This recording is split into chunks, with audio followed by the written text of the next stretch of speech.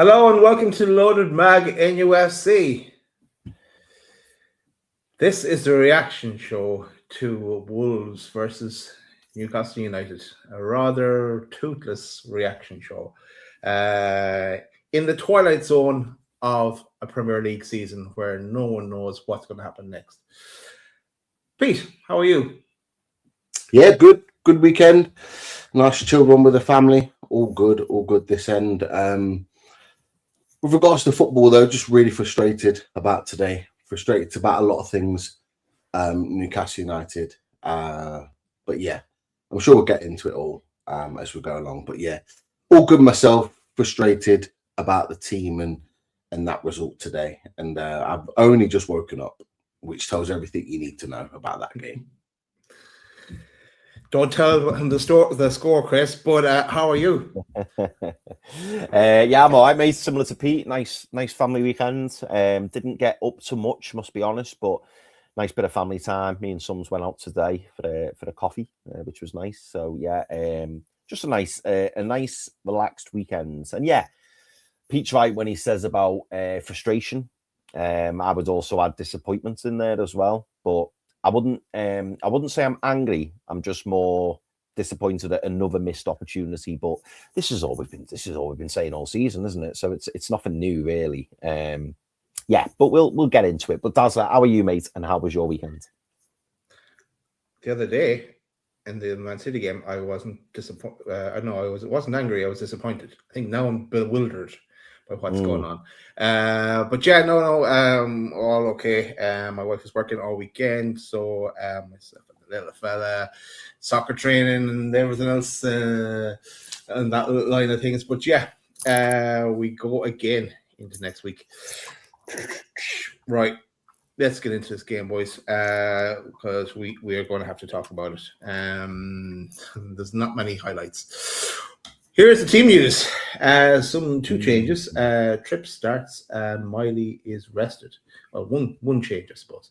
And was the 100th league meeting of Newcastle and Wolves. Here's the Wolves team as well. Pete, any surprises for you on the team news? I think you pointed out we got it right.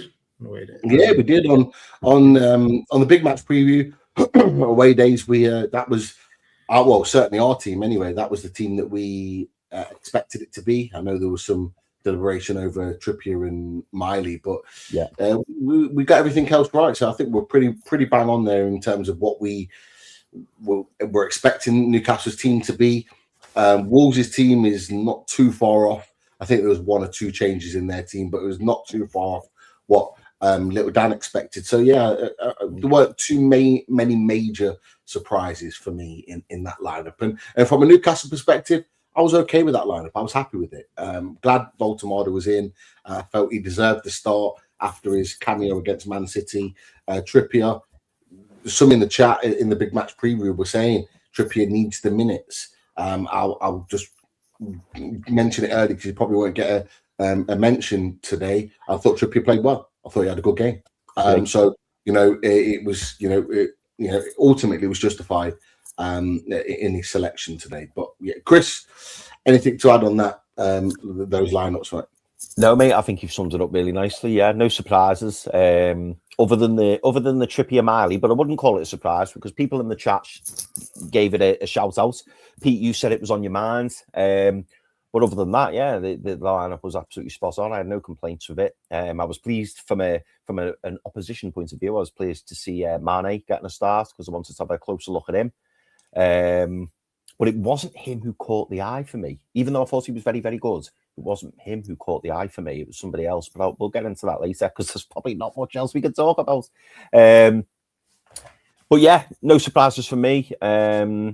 Yeah, pretty much as expected, and no complaints. You'd be surprised, Chris. I have 3 pages in the notes, but let's go through it. First half kicks off. Positive start for Newcastle with most of the possession, as we kind of thought they might have. 5 minutes in, a half chance for Barnes after a Hall cross. Wolves then start to come into the game a bit more. 13 minutes, Nick Woltemade with a great chance, but his header is tame and he misses the target.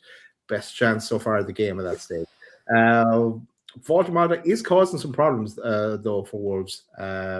So it was potentially looking positive at that stage. 50, because 2 minutes after, Woltemade with a better header this time via a free kick, but it went over the bar. Mane showing signs of his quality with the excellent through ball in for Wolves, but it came to nothing. 28 minutes, Popey with the save. Newcastle find it difficult to get past that low block. Wolves ready to counter when they get the chance. 42 minutes, Bruno corner. J7 nearly connected with a rebound, which would have been a tap-in if he had connected with that. 45 minutes, Bueno with a shot from a difficult angle wide. But that took us to half-time and 0-0. And on the first half, Pete, as you tell you what, that was more impressive probably than the whole game. Pete's little wardrobe change. I like that, Pete. Yeah, I was wearing my hoodie. It's too hot, man. It's too hot. So I took it off. Can I borrow the hoodie? Yeah. I like it. Honestly, this is the best hoodie I've ever had. Smooth as silk, keeps you warm, maybe a little bit too warm. This is probably one of the best products Newcastle United have made. So if anyone hasn't got one, definitely get it. Should we just review products instead of talking about the match? That'd be better. I would be very happy to do that. Okay. Let's talk about this absolute snooze fest. But yeah, sorry, that's carry on. Well, that's it. It's at half time. You missed nothing, Pete. 0-0. What were thoughts in the first half? Well, I'll start with some positives. I thought we started the game quite well. I was expecting Wolves to come out and come at us. I thought it was kind of dominating possession, really quieting down the atmosphere with regards to Wolves. Wolves were really trying to get at us and just couldn't. We held the ball quite well. We pinned them back. We started quite well in terms of that. Just a few things in that half. The Barnes cross, and I think it's the Woltemade header. The boy's got to do better than that. The boy has to do better than that. It's an outstanding ball from Harvey Barnes. The commentator said it at the same time as well. It is an absolutely outstanding ball from Harvey Barnes, and him and Trippier worked really well to create that moment. He's there. He's there. He just doesn't. He's not aggressive enough in his attack of that ball. He's already towering over the defender. He's high enough to really get his neck muscles, and that's where like your Ferdinands and your Fergusons and your Shearers are putting their neck muscles in it and getting everything on it to really kind of make a good connection. And that's just where he's lacking. He's lacking in those moments. He's got the height, but he just hasn't got the nous. And it's a big chance. I know it's not been written down as a big chance, but it is absolutely a big chance in the game. And he should be, at the very least, making that goalkeeper work. It was a brilliant ball.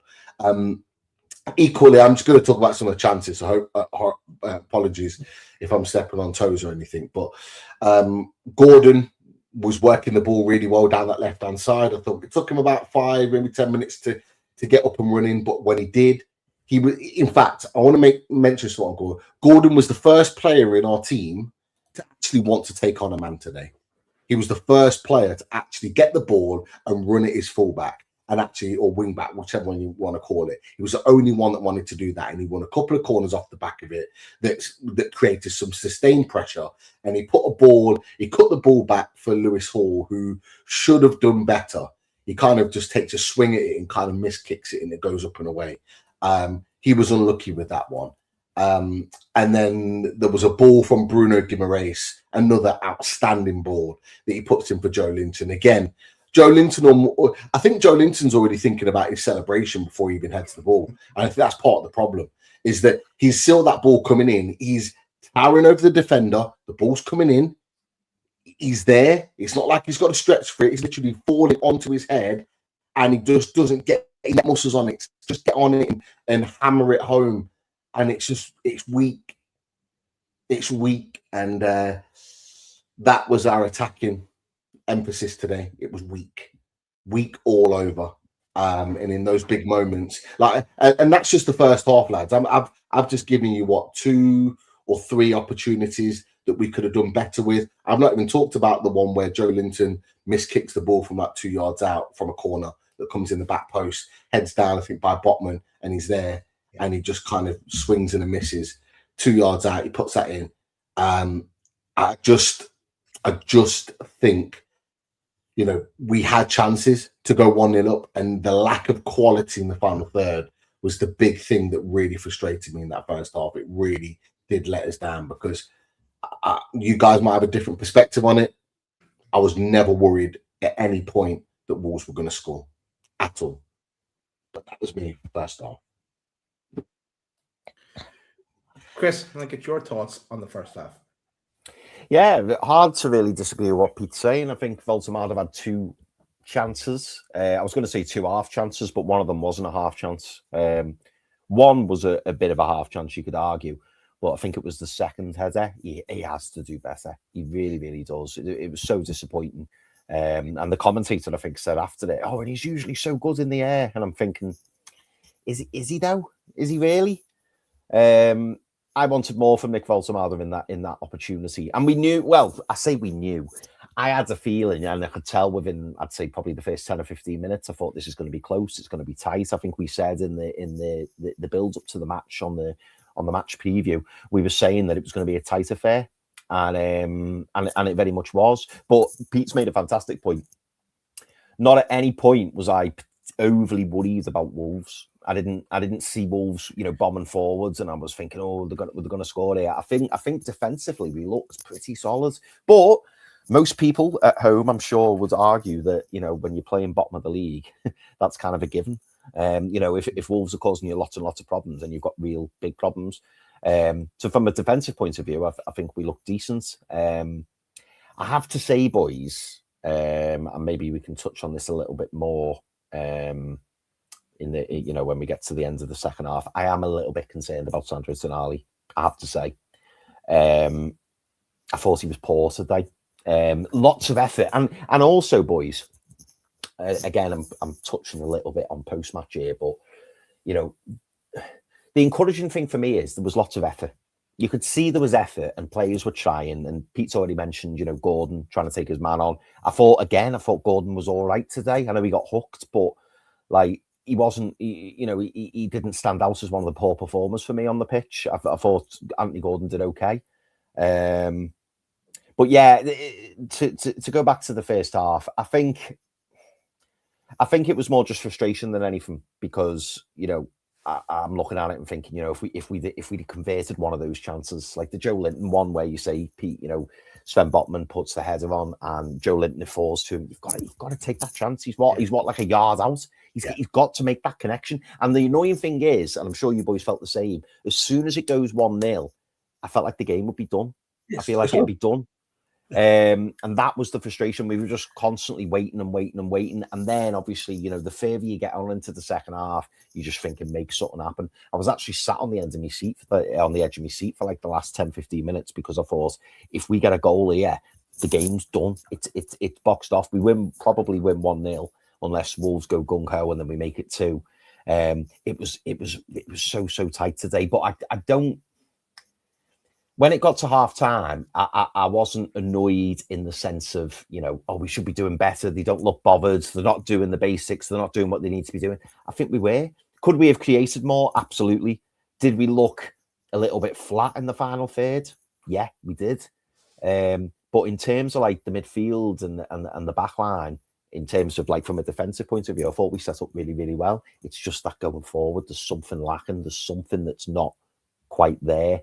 So yeah, frustration in that first half. But if you're asking me how I felt at half time, I thought we'll probably kick on second half and maybe a few subs will change things for us. So I still felt that we could win the game. I wasn't upset with the first half performance, but I was just ruining a couple of those big chances that really we should have put away. Can I say really quickly? Just while I was talking on Gordon, I never said Gordon had a great half. This comment came on as I was talking about Gordon. I never said Gordon had a great half, far from it. I said he was the first player that I saw on the team to actually, and it's probably this moment here that Daz has got the picture of, he was the first player on the team that actually wanted to take on a man.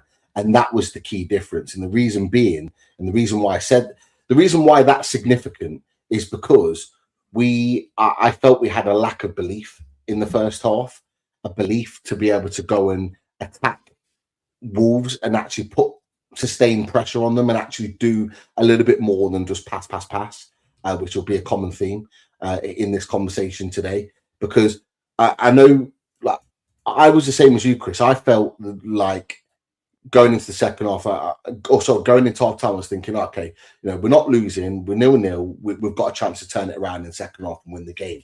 But I have to say, there was probably about 25 minutes in that game that was completely wasted by Newcastle United.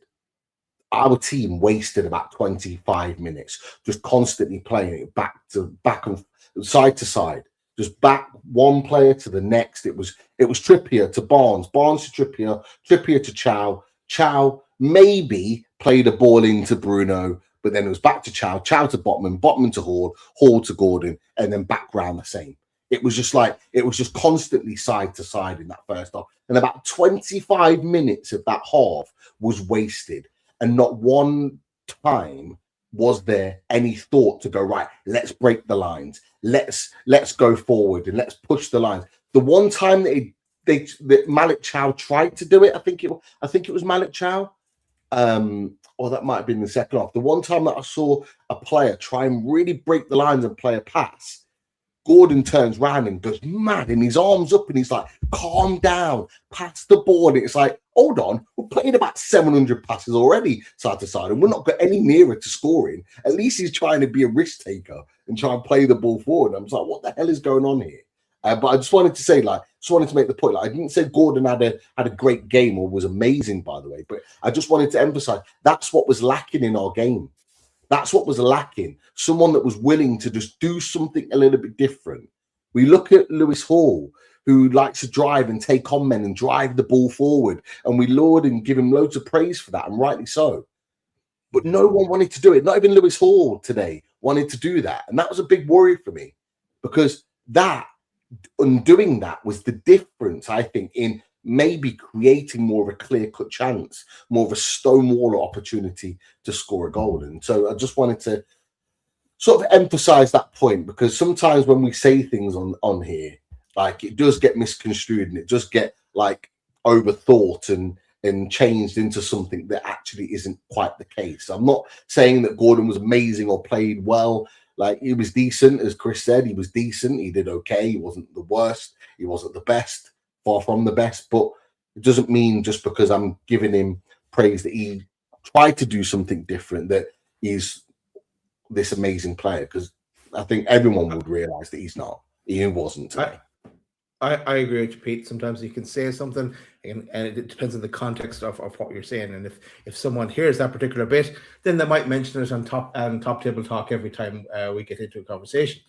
But Chris, I want to go to you, and I think you might have some super chats you want to go to first before we go to. Oh, there, case in point. Even Dan, big happy smiley face in that fella, I'd say. Chris, let's get those questions. Yeah, we've had some super chats in, boys. So I wanted to get to them. Right. So Kyle, thank you so much for the super chat, Kyle. Much appreciated, mate. Kyle Utterson. Kyle says Hall was superb for Newcastle. Tanali was awful. Would drop him for a bit. Gordon so frustrating again. So much for being a mentality monster. We should have went for it and had both Woltemade and Wissa on. So, tell you what, Kyle's segue does nicely there, actually, boys. Pete, I'll start with you. We've just finished the first half. At half time, were you thinking, is this the type of game where, Eddie Howe should go for it and put Woltemade in the 10, play Wissa up top? Or were you thinking it was going to be like for like, which is ultimately what we saw? Just firstly, before that, Dan just messaged me saying it was a love heart, not a smiley face.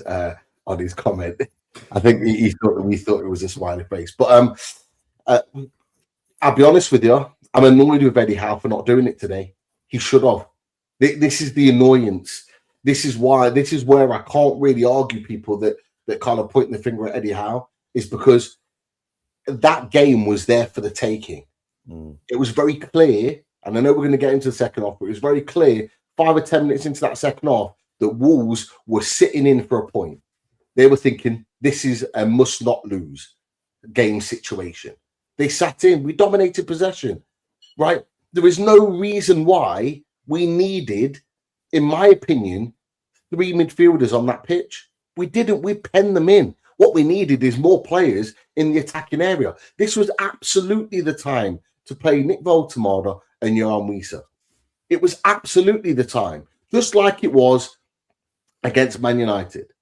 Just like it was against Man United when we needed more attacking players on the pitch and not like for like, we needed to go for it because we needed a goal. A goal would have got us back in the game in that game. A goal would have effectively won us the game in this one. And I don't get it. Like, we need to, in these moments, I feel like we're playing too safe. We're playing too safe. We're playing to, oh, we must not lose. Or what if? Yeah, but what if you put Baltimore in the 10 and we up top and you whip balls and you getting balls into the box and you're getting Joe Linton to make runs in and behind, Barnes and whoever to get into the box. What if you do that and it works? Because it's proven to work before. I've said it to you boys before. You go back a few years when we're getting Champions League football, we did it with Wilson and Isaac. If we're chasing the game, we throw them on and go, right, make chaos, create chaos and go win us the game. And they've done it. And they've done it time and time again. It works. And I just, for the life of me, I don't get why we haven't. Because I tell you what, Nick Woltemade in the 10, Wissa as the mainland striker, like on the back line, that pens Wolves in. And I tell you what, we have more opportunities to win that game today. So yeah, I am annoyed. I'm annoyed at Howe for not doing it. I think it's weak from him to go, oh, safety first. Let's not lose. No, let's go win the game. Let's go 5th tonight. That was the incentive. Let's go 5th tonight. Let's go get the 3 points. Villa lose. Liverpool drop points, right? Let's go ask some questions of those boys. Let's go put pressure on Aston Villa, who are coming to St. James's Park next weekend, to say, you know what? You're not going to get an easy game at St. James's Park because we've just won tonight and you've just lost. And let's put the shit up then. But we haven't. We've gone for the safety. Well, honestly, we're a bunch of safety queens at the moment this season. It's a joke. It absolutely is a joke. Daz, do you feel the same?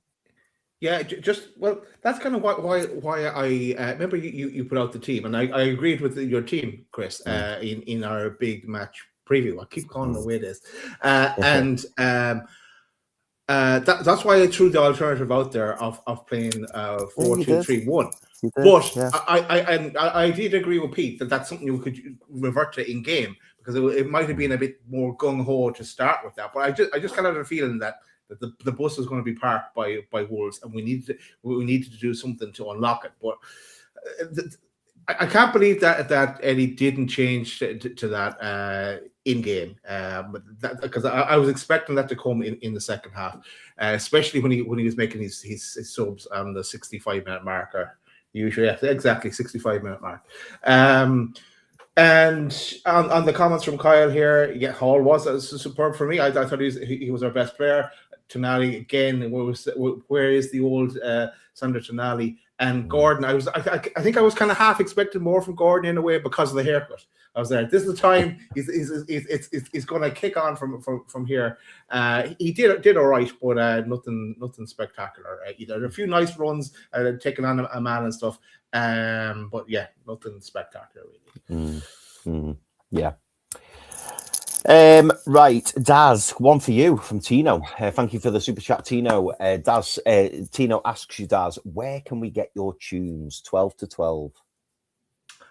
Just DM me, Tino, and I'll send it on to you. I sent it on to someone already in the chat, but I might be bringing back the Goosebumps, boys, because I know a lot of people like the Goosebumps, and it was always my plan to bring back the Goosebumps. But so yeah, but just need to get time to make that change. So leave it with me. We can have both. Let's have both. Yeah, that's a both. We could have that one as our outro, because I do love that tune. It's a cracking tune, mate.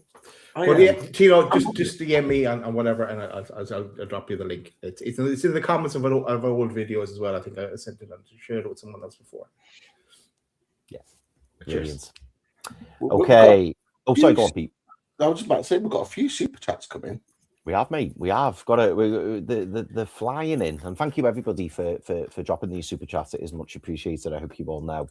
Right, so Chegmeister, Pete, I'm going to come to you for this one.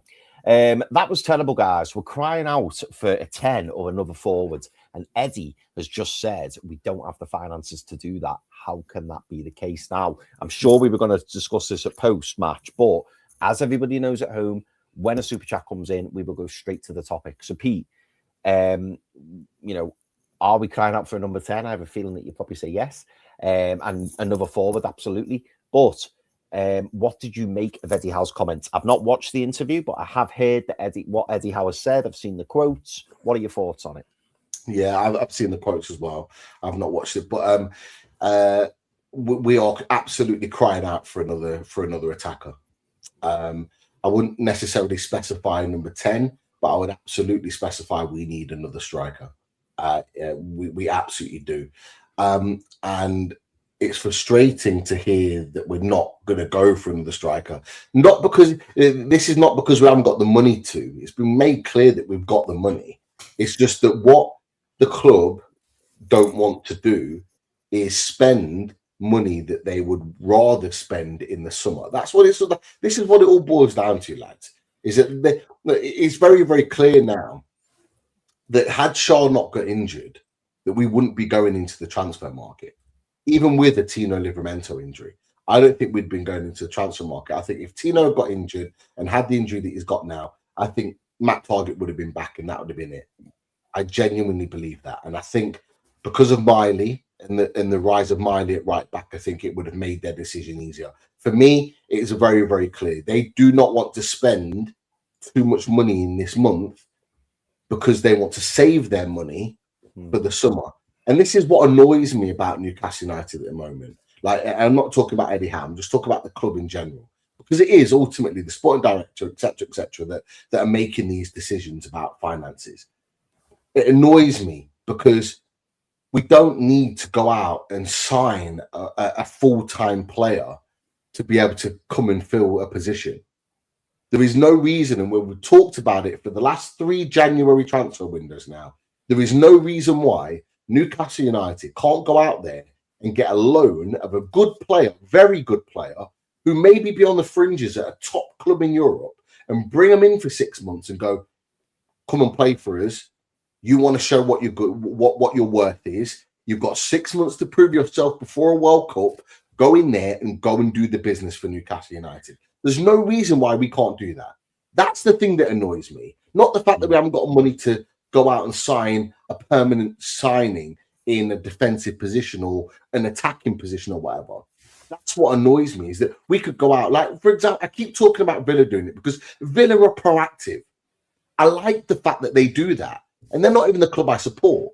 But I like the fact that they are proactive. They go out there and go, you know what? We need someone, even if it's for 6 months, to come in and do the job, because this is where we want to finish in the league. We want to be here. So here's what we're going to do. We're going to go and get this player for 6 months, loan, whatever, and they'll come in and do the job. And that's what they did last season. And they nearly did it. They nearly did it. They nearly did back-to-back Champions League seasons. They missed out by goal difference, right? And that's because they were proactive. We're not proactive as a football club. We are not proactive. We don't look at all avenues. I keep hearing the club saying we will use all the resources possible to us to give the very best to Newcastle United. Anyhow, keep saying it in his press conferences. They will give everything that we have got money-wise, blah, blah, blah, blah. It's rubbish. Because if you really wanted to do everything maximum for Newcastle United, you go out there and you get a couple of loans. You go and get yourself a right winger. You go and get yourself a forward, right, on loan for the season, and then you go and get yourself a permanent centre-back, probably a good young centre-back that wouldn't be massively expensive, and your outlay for that will probably be no more than 30 million, which isn't a massive dent on what you could do in the summer if you go and get Champions League football. And you'd be setting your team up to get Champions League football. The fact that the club are making excuses about, oh, we haven't got the finances. I don't put that on Eddie Howe. I put that on the club. He's having to front up and say everything. He's the one that's having to be questioned press conference after press conference and constantly give these answers. Right? It's rubbish. What I do point the finger at Eddie Howe is the fact that he does not look at the loan market. And we've talked about this before. Yeah. He doesn't look at the loan market, and he should, because there are very good players out there that could come in for 6 months and do a job for Newcastle and get us to where we want to be. Because the gaps aren't massive to where we want to be and where we are right now. What is it, 3 points? Less than that? We are not far away from where we want to be. So use this as an opportunity to actually give us an opportunity and a chance to be successful and hit our targets. And they're not. And for me, if we don't get where we need to get to by the end of the season, right, there's going to be big questions from me about some of these people at this club, because this is not good enough. There is no excuse. There is no excuse whatsoever that we can't go out and get a couple of loans in January. Yeah. Chris, just I'm going to go back to that. I agree with everything that Pete said, by the way, but I want to go back to the comment here from Sheikh Meister. I don't think we're crying out for number 10. We have one. It's called Nick Woltemade, but we play him as a 9. But another forward, yes. And I know I did hear what Eddie said, and I saw Scott Wilson talking about it as well, and a few of the journalists mention it as well. And he says we may strengthen in defence, but nowhere else in the midfield or in attacking sense. But then I dropped a tweet in. I'm not sure if you guys saw it. I don't know. I don't want to get anyone's hopes up, because it might need to be a decent source. But it's on your man Ryan from Vasco da Gama, who is supposedly on his way to Bournemouth, right? Yes, I know you love him, Pete, but in that, it's kind of, when you do the translation on it, they're kind of waiting in the wings to see if someone else would jump in, and they actually mention Newcastle in that tweet. Whether it's, you never know. Is Eddie playing the mind games? Or I doubt it. I can't even believe myself, so don't want to get anyone's hopes up. You are. It just makes me even more angry, Dad. You saying that, and I've not seen what you put in the chat. Have a look at it. But that just angers me even more. Like, this guy offers something a little bit different. He's direct. He's big, physical. He's only 90. He's powerful.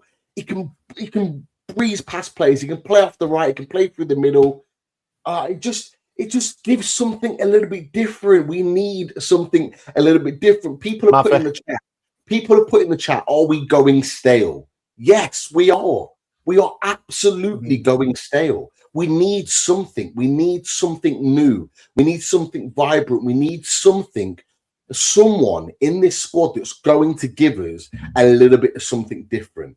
I'm not saying this person individually, but when we go back to Alan St-Maximin in that season that we got Champions League football, someone that's a bit of a maverick, someone that can produce something different. I'm not talking about ASM coming back. Far from it. We're beyond him now. But I'm talking about someone that's got a little bit of different quality, someone that can light up the place and add a little bit of spark back to our play in moments like today when we need it. We might not need that player every game, every moment of every game, but someone that can make a difference. We haven't got it. We're absolutely stale. And it's like, how can the club, and it's on Eddie Howe, but it's on the club as well. How can they not see that? How are they not looking at that and going, in attack, we are stale? They keep saying, oh, we're going to keep persisting with Woltemade. We're going to keep persisting with Wissa. That's fine. Keep persisting with them. But we need more. We absolutely need more. It's not enough. Can't argue, mate. Can't argue. And when you were talking like that, Pete, I thought back to ASM, as you've mentioned, and I'm thinking like Ben Arthur. Somebody, even if he's not starting, he's on the bench and he comes on and he gives everybody a lift. All the players get a lift, the crowd gets a lift, and they're like, oh, maybe he can do something. And it could just be that little moment that unlocks the defence, puts a defender on his arse, and all of a sudden, you know, even if it's a missed chance, everyone's like, here we go. Come on, let's go at them, go at them, go at them. We spoke, haven't we, boys? And you mentioned about being stale. We spoke about in the summer about, you know, needing fresh blood, and that's what we've lacked. There was that long period where we didn't bring in a permanent signing. What was it, 3 windows or something like that? And it's like that's what we need, and we need somebody to come in. And maybe, you know, maybe it is the hierarchy, maybe it is Eddie Howe, I don't know, but somebody needs to push the button on something. Just do something which is going to kind of, you know, bring a bit of life into the club, get people excited where they think, oh, I wonder, oh, we got this new lad coming. Oh, I wonder what he's going to be like. And just somebody who can unlock a door or do something which can lift everybody at the club. Because how frustrating is this season in that you look around the league, and I'll touch on it at the end when we get to the end of the review. So many missed opportunities, and it's not just Newcastle United, but obviously all we're bothered about is Newcastle United. But it's fine margins. The margins are so fine. And if you took the gamble, if you pressed the button and went, you know what, let's bring the signing forward, or let's just go for it. Let's just bring someone in. Like you mentioned, Pete, alone. Bring someone in for 6 months. Just give him a go. Just give it. If it doesn't work out, you go. But at least you can go. They had a crack. They tried, rather than just peddling the same message. Oh, PSR, we're not sure, and it's just really frustrating. That's the thing that I can't forgive. I can't forgive that if they don't go out and get a loan, because you're absolutely right, Chris. At the end of the season, if we went out right and we got a couple of loans in attacking areas to really beef up our attacking squad, because we've got players that are confidence is on the ground right now, and there's no guarantee in the next 3, 4, 5, or even 6 weeks that's going to even rise. So we've got to deal with that in the midst of one of our toughest runs I think I've ever seen from Newcastle United from February into March, right? So if they don't go and improve that, and we're sitting there, I'm sorry, if they went and did that, and it didn't work out, we missed out. I think fans would go, you know what? As you just said, you know what? Fair play. You've tried to make a difference. You've gone out there and tried to do something. It might not have worked, right? It might mean that we have a little bit left in the coffers, but at least you give it a go. But I truly believe that this team is not far away. And I truly believe if you went and pushed the boat out a little bit this month, it could mean that we finish higher than we're anticipated to higher. And actually, it could make us hit our targets that we can sit back and go, okay, we pushed the boat out in January, but the money that's now coming in from what we've achieved actually outweighs that. And now we're in a much better position. And this is what I'm expecting from this club. And I'm not seeing it. So hearing those comments is just ridiculous. It's just ridiculous. Look, we need to gamble. Take a shot. Actually, before we go to the next question, Chris, there's about 526 people watching across YouTube and X. Smash that like button, and if you are on X, come across to YouTube. Just put in Loaded Mag NUFC into YouTube. You will find us. You cannot miss us. Subscribe, and away you go. Get chatting and get your questions in the chat. Chris, do we have another question? Oh, we lost Pete. We lost Pete. Pete will be back in a moment, I'm sure. But yeah, we've got a few more super chats. And again, thank you everybody for popping those super chats in there. It is much appreciated. Benny Boy, so Dazzler, Benny Boy asks you, death by 1,000 passes with players afraid to take risks and shoot, which is ultimately what we were speaking about in that first half. A lot of possession, and we saw even more of it in the second half, I think, Daz. Only urgency was in injury time when it was far too late, which, you know, we've come to expect in recent weeks and months. These are the teams we must be beating. Forget Europe playing like that. Can you see the frustration there from Benny Boy, Daz? I can, and we've got some graphics as well. Do we want to go to the graphics now, boys? Get some graphics. Yeah, Pete, you have this one, and then I have another one as well. But maybe I'll bring this one up on screen. I know we haven't even gone through the second half yet, but I think with a question like that from Benny Boy, it makes sense. So this is our passing today. Yeah, that was just in the first half.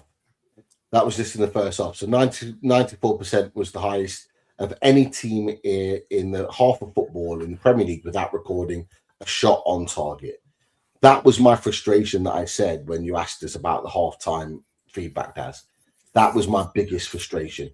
And that's what I'm talking about. When I say that we wasted about 25 minutes of that half doing that, that is what I'm talking about. Now, my frustration with it all is that Eddie Howe might say we dominated the game. But I would argue that and say Wolves wanted us to dominate the game by holding the ball, because what they did, and they did it well a couple of times, is as soon as we made our own mistake, they went and counter-attacked. And they went and counter-attacked 3 or 4 times in that first half off the pass that we overpassed the fact that we overpassed the ball. We overpassed the ball and we overthought the ball to the point where we made a mistake and then they just break on us. That might look good to some people, but to me, that for me is like that shows that Newcastle were impotent tonight. They were absolutely impotent. They had no attacking quality in that final third. That ability to play the killer pass, that ability to break the lines. And we'll have that excuse of, oh, they sat in low block and they're 3 at the back, etc., etc. No, it's not good enough of an excuse. We had enough of the ball. We manipulated the ball enough to be able to create opportunities. There were 2 or 3 times in the game where Gordon or Barnes made really, really good runs diagonally across that front line, and we'd have Hall on the ball, or Chow on the ball, or Tino on the ball. Tanali on the ball. And they wouldn't play the pass. And you'd see them with their arms up like, I'm making a run. Like, why are you not giving me the ball? And it's like, they're scared. They look scared to play a forward pass. They look scared to play that risk pass that could get us in and make the difference. So it's not a case of players in attacking areas at times not moving, particularly the wide men. They are moving. They're just not getting the ball. Now, is that down to players being scared, which I think it is? If that's the case, we've got a big problem. We've got a big problem because, like, we had a lot of the ball. We are not going to have a lot of the ball against Liverpool. We are not going to have a lot of the ball against Man City at the Etihad twice in February. We're not going to have a lot of the ball against PSG. So what are we going to do then? Like, it's worrying. It's worrying.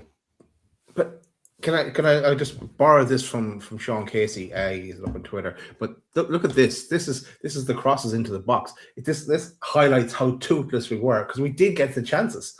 The ball and we did. There was balls into the box that we should have capitalized on today.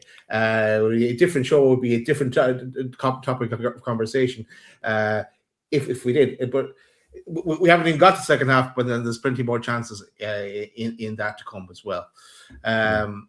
Sean also put this one out as well, and it's like comparing Arsenal against Forest on the top and us against Wolves. And I think he's trying to make the point here that it's teams against the low block. They all follow the same pattern with passes across the box, but and sideways passing. But okay, but isn't that concern though, Daz? Isn't that a concern? I'll be honest, I don't care about Arsenal. I don't care about that. But isn't that a concern that we're just following fashion? Like why can't we do something different? We've got a team of giants, right? Why are we not pumping balls into the box and getting Sven in there and getting Malick Chow in there and getting Joe Linton in there, keeping Nick Woltemade on the pitch and just going, you know what, let's pump it up there and let's get those knockdowns and let's have Wissa just whizzing in and around that box to see if anything drops to just smash it in the net. Why can't we do that? Why can't we do? I grew up in the 90s and 2000s watching risk football, desperate football, last minute of games. How many games did we watch, lads, in the 90s, in the early 2000s, that goals were scored in the last minute because they went, you know what, bang, Botman, you go play up top. We'll smash the ball up to you. You nod it down and let's get someone in there. You know what? Liverpool do it with Van Dijk. Last 10 minutes of the game, they're chasing the result. Why? Van Dijk, you're playing striker. Man United did it last season. Remember against Leon? Maguire, go up top. Bang, knock down, goal. Why can't we play like that? It's desperation football, but we're desperate to win. Surely we are. Surely Eddie Howe is desperate to win that game, that he goes for broken because, you know what, let's get a couple of speed merchants at the back there. Even you put Malick Chow back there and a Lewis Hall or someone. Just go sit in, right, and we'll just pump balls in. You have Malick Chow, Trippier and Hall, because Trippier and Hall, right, can loft balls from angles in, but they're also good defenders. So you just loft it in there. Let the big guys do the business. Wissa and that can hover around. You've got Bruno on the edge of the box. You've got players. Go for broke. That type of pressure can make teams like Wolves crack. At what point did we put that type of pressure on against Wolves? I remember watching last season against Wolves at Molineux, Man City doing exactly that. And I think they nicked 2 late goals and ended up winning the game because they cracked under the pressure. Yeah. We need to do that. Why is Eddie Howe not doing this? Yeah. We need to win. I think we need that tactic as well. But our version of that tactic is getting into the last 10 minutes of the game, passy, and Bruno pops up with some magic. He nearly did it again. I will mention it, but we don't have that gung ho last throw of the dice. Everyone all up. It's safe. It's safer tactic we play. It is. But Benny Boy, thank you so much for your super chat. And can't argue with it, mate. Cannot argue with it. Chippers, big shout out to Chippers, who's he's been a member for 46 months. Thank you very much, Chippers. And Chippers says, Eddie out, sick of the same old shit, embarrassing. So Chippers not mincing his words there. Absolutely. Jonathan Francois. I like that name, Jonathan. Jonathan says 94% pass accuracy in the first half and no shots on target show we have no attacking intent. Passing side to side, I just don't get it. Which that graphic that we've just had up there, Jonathan, absolutely shows that. Yeah, absolutely. But thank you so much for your super chat, Jonathan. Cheers, Jonathan. Very, very kind of you, mate. Right, let's see more super chats. Rich Joblin, hope you're well. Thank you for your super chat. Rich Joblin says, so have we become stale, which is what Pete mentioned earlier? Have we run out of ideas? Has this gone on too long with no visible solutions? Seems it to me, and I'm Eddie's biggest fan. Daz, do you share Rutch's opinion there? We know what Pete thinks. Oh, there's the balloons. Well, there's the balloons. What are your thoughts? This gets one of these. Because Rich is one of Eddie's biggest fans here. We've all had opinions, had things to say, but Rich has stood firm on Eddie. So it's big when Rich is coming out with a statement like that. To answer your question, I'll fast forward for a second. The last thing I do say at the end of the game, spoiler alert, it's coming. Have we regressed? Going back to drawing with Wolves again. That's where we were in the bad old days, and with them sitting in the bottom of the table. It's deja vu. We're back here again, and we should be so much further along. But I don't know, Rich. For me, I'm still waiting till the summer and make an assessment when I have all the facts in front of me. Yeah. Oh, thank you for your super chat there, Rich. We also have a super chat from Paul White. Thank you very much, Paul. Paul, next time you do a super chat, mate, get a comment in or get a question in. But thank you so much for the super chat. It is much appreciated, mate. Thank you. And then we have Ian Mack, and I'm going to come to Pete for this one. Ian Mack asks you, Pete, you've already kind of half answered this earlier, but how confident are you feeling with the month of fixtures coming up? You've mentioned already, February looks like a very, very difficult month. And Daz, I think you've got an image for it, haven't you, of our fixtures in February? Who finishes on top? And a separate question here. Who finishes on top, Newcastle or Sunderland in the league? I'm assuming Ian's talking about. Is that to mean at the end of the season? Yeah, I think that's what he's referring to. Well, Newcastle finish above Sunderland. That doesn't even come into my mind. And I've said that to many people all the way through, even when Sunderland were flying ahead and everyone was bigging them up and all the rest of it. Newcastle finish above Sunderland, but this month, I can't even say it's this month. It goes beyond that because you look at the March fixtures, and the March fixtures are tough as well. Up until that international break, we have got probably 6 weeks worth of fixtures that are really, really difficult. And how confident am I feeling, Ian? I'm not feeling massively confident, particularly about the away games at home. And I said this to one of the lads after the game. I I genuinely believe that we on our day, we can beat anybody in the world at St. James's Park. Like, I am more confident going into those games at St. James's Park. Like PSV, Brentford, Villa, like just those games coming up. And then there are others going into March as well at St. James's Park, where we have like Everton, for example. Like those games, I feel confident we can win those games, even when not playing at our best. Away from home, though, I am genuinely worried about how we are going to pick up enough points to still be where we're sitting right now. This is why Wolves was absolutely crucial. We'd have been sitting in 5th place tonight with that. And what it does, it puts us in a position of power, because it gives us even a few points gap between us and the other teams below us.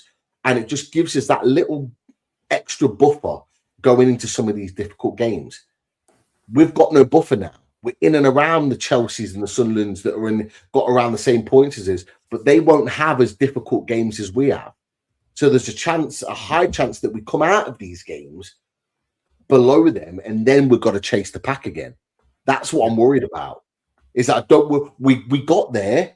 I wanted us to give ourselves a really strong position to stay there and be above that pack, so that if we do drop a few points, which I expect, it's not too much of a gap to build. But now I don't see it, because I'm looking at some of those games. A few people are saying, Spurs away, that's a guaranteed win, or that's a win, etc., etc.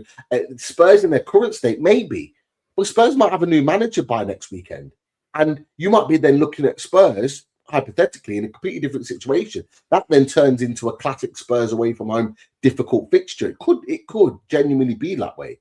So I can't say with any confidence that we're going to go and just dismantle Spurs, because our away form doesn't prove that we're going to do anything.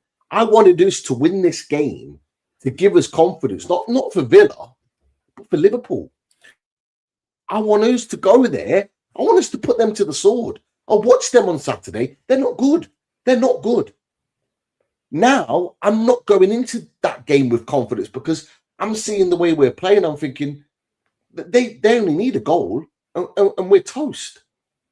And that's the frustrating thing about it all. So that's kind of what. So I'm not confident in those fixtures at all, particularly the away ones in the next 4 weeks. I'm really not. No. Daz, I'm obviously coming to you with that question, but I want to flip it on its head a little bit, because I was having an argument with my blue mate tonight, who's full of the joys of spring after beating Aston Villa, which I was quite happy with, if I'm honest, because I don't want Villa going too far away from us. But no, I wanted to ask you, Daz, is there any part of you, and I know this sounds really odd, but is there any part of you that is actually quite pleased with the fact that we are coming up against more difficult teams? And the reason that I ask you that is because how many times this season have we dropped points against teams that we should be battering? I think of Bournemouth, I think of West Ham, I think of Wolves, and the list goes on. Man United, sorry, Zan. I think of all these teams, yet when we play against the bigger teams, or, the teams that come up against us and think, you know what, we're going to give them a game today, let's go at them. You almost see a more improved Newcastle, a better Newcastle. Do you think this could actually play into our hands a little bit? Like, for example, next weekend we have Villa. Villa aren't going to come to St. James's Park and just sit in. They're just not. They might do it for periods. They might, feel the game out a little bit, but guaranteed at some point Villa will come for us. But do you actually think that may play into our hands? Because we've seen tonight against Wolves, were happy with a point. Seemingly after about 30, 40 minutes, you could tell it was almost as if, right, let's take this point. It's going to be a good point, against Newcastle United. Do you actually think it could play into our hands, this difficult period that we've got coming up? So you're asking me, playing against a team that isn't going to run a low block, probably on a prime time slot, with the game being broadcast around the world, would we up our game and raise it? And we have seen that. We have seen that in the past. Will we get it? Will tiredness and fatigue and everything else come into play, and the amount of games that are coming? But it's the same for these top teams as well. They're in multiple competitions as well. They might have bigger squads and sort of stuff, but it's debatable, Chris. What turns up? It's very, very difficult to predict Newcastle this season. But then again, I think if you looked at all the results this weekend, you'd find results that are very difficult to predict. Anyone doing accumulators, good luck to you this weekend, are last man standing. Yeah. Yeah, I do. So yeah, I hope so. I hope there's something in that, Chris, but we will see. I'm trying to keep positive. I mean, I heard a stat at the end of the game. I think it was after our match, or was it after? It might have been after Aston Villa Everton, actually. But it just shows how weird the season is. I wanted to touch on this anyway. None of the bottom 5 got beat this weekend, and none of the top 4 won this weekend. Yeah. That just tells you exactly where this league's at the minute. That's got. I mean, I'd love them to go back in history and see the last time that happened. None of the top 4 won, and none of the bottom 5 lost. It just tells you where the league's at the minute. It's absolutely bonkers. Bonkers. There's another. Oh, I had it. I don't know what it's called. There was another picture as well. And I just wanted to put it on because.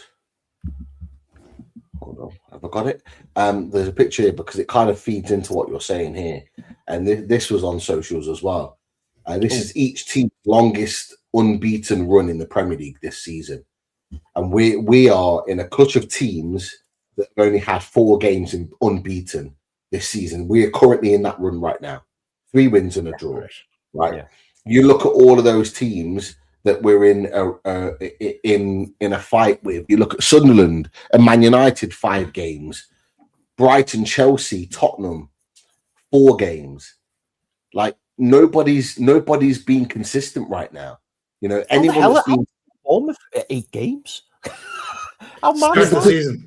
Yeah, but that's not what they're currently at. That's what they've done over the season. Oh, that's what I mean. It's mad though. Yeah. So Bournemouth's run was earlier on in the season when they were doing great. As you said, like Villa have come out of that run just recently when they lost to Arsenal, and now obviously they've very quickly lost again to Villa and to Everton. Sorry, and hopefully it's the same next week.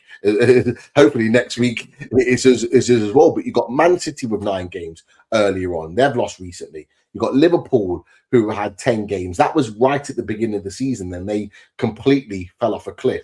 Arsenal, you know, you look at these teams. That's not normal. That's not normal to have so many teams. That's not current form. That's their biggest run over the course of 20 plus games already this season. And there's so many teams that have got no more than 5 unbeaten run. It's unheard of. It's unheard of. Like, it's mad that that's the case. And so that's the only thing for me. When I'm looking at what we're doing right now as a club, it's the only thing for me that gives me just a little bit of solace, like just a little bit about our season so far. It's because everyone else seems to be doing the same. Yeah, everyone else is having runs. Nobody else is being consistent. It's the only thing that kind of keeps me going. But equally, it's the only thing. It's the other thing that frustrates the hell out of me because I'm just thinking to myself, why can't we? If we could. What could we be achieving? No, I completely agree. And Andrew Ford, I'm working my way through the comments. We've had so many comments. I'm trying my best to get through them all. But Andrew Ford makes that very point, or that point to a degree, because Andrew Ford says, anyone else think they saw a team that will qualify for the Champions League today? No, not me either. Toothless, predictable, slow, side to side garbage. But you know what, Andrew? I've been banging this drum for weeks, months. I've been watching Liverpool. Shite. Man City, I look and think, have you got enough to win the league? I'm not so sure. Every time I watch Arsenal, I think, are you title winners? I'm not convinced. I'm really, really not convinced. Chelsea, 1 minute, I think, oh, Chelsea. Oof. Then I watch them the following week and I think, these are awful. They're absolutely awful. Then you don't have to mention, the likes of Tottenham, Man United, Palace. Palace go on a little run and then they start just getting rid of everybody. And now the manager wants to go as well. You look around the league and there's just inconsistency from top to bottom. The only thing that was a certainty, and that was a few weeks ago, was the fact that Wolves weren't going to win a game. And now all of a sudden, Wolves are one of the most informed teams in the league, as well as West Ham. It's the defense. It's bonkers. It's absolutely bonkers. And you're right, Pete, because that's the only thing that's providing a bit of solace. But it is frustrating because you think if we played, let's be here, here's a question for you boys. If we played 70 or 80% of how we've played, say, a couple of seasons ago, where would we be in this league now? 13th. Well, if we played like we had like last season, for example, if we played up to 70, 80%, we'd be sitting where Villa are. Let's not get this twisted. Villa have not been amazing this season. Villa have not been amazing. And there's a few people that have called it out recently, and they're right to. People are looking at Villa and going, oh, they're having an amazing season. They are in terms of their position, but their XG in terms of where they should be in terms of points accumulation should be actually below us. They've relied on moments, particularly with Morgan Rogers, that has bailed them out the crap with moments of quality of someone that can just ping a ball from 20 yards into the top bag and win them a game. Right? That's why they are where they are. Not because they played scintillating, exciting, fantastic football. They've been consistent because they've had moments that have won them matches. Now, people will argue, well, why don't we get someone that can get those moments? And that's what we should be doing. That's what I was talking about before. Is bringing someone in that adds something a little bit different that can provide us with that moment that can win us a game. Because that's the difference between us and Aston Villa. They've got a Morgan Rogers. And to be fair, if anyone watched that game against Everton today, Morgan Rogers had 2 or 3 big opportunities to score where Jordan Pickford's plucking them out the top corners. There was one where he whipped it and it got a little bit of deflection. It's literally going into the stanchion and Jordan Pickford's plucked it away. On another day, that goes in and they end up getting something from that game. They go 1-0 up. Everton don't score. They win that game 1-0 or go on to win 2 or 3. That's the difference. That's the only difference between an Aston Villa and a Newcastle, a Chelsea, a Tottenham, a Brighton, etc., etc. Because that comment that was on before about Toothless, etc., is that could be said of every single team outside that top 3. Yeah. Every single team could be literally pointed the finger at with that same comment, and no fan of those clubs would argue it. They just wouldn't. But it is what it is. And then for the second half, we've done all the super chats, so yeah, let's do the second half. Not that there's probably that much to talk about, but let's do it. Don't worry, it's not that exciting. All right, can we break the deadlock away from home? Answer no. Trips down with a cut around his eye after accidental collision with Mane. 50 minutes, the Wolves centre-back, Mascara, finds himself loose again in our box, not for the first time. 62 minutes, J7 nearly in with Bruno Cross, misses the ball again. What's going on here? We can't even connect with the ball, is what I wrote down here. And that's because that's, I think, the third time at this stage that J7 has missed the ball. And Nick Woltemade had something similar early on. 64 minutes, Jorgen Strand Larsen takes the field. 65 minutes, on comes the subs. Like for like, anyone? Tanali off, Miley on, Gordon off, Alanga on, Barnes moves over to the left, Nick Woltemade off, Wissa on. Newcastle now trying to force it.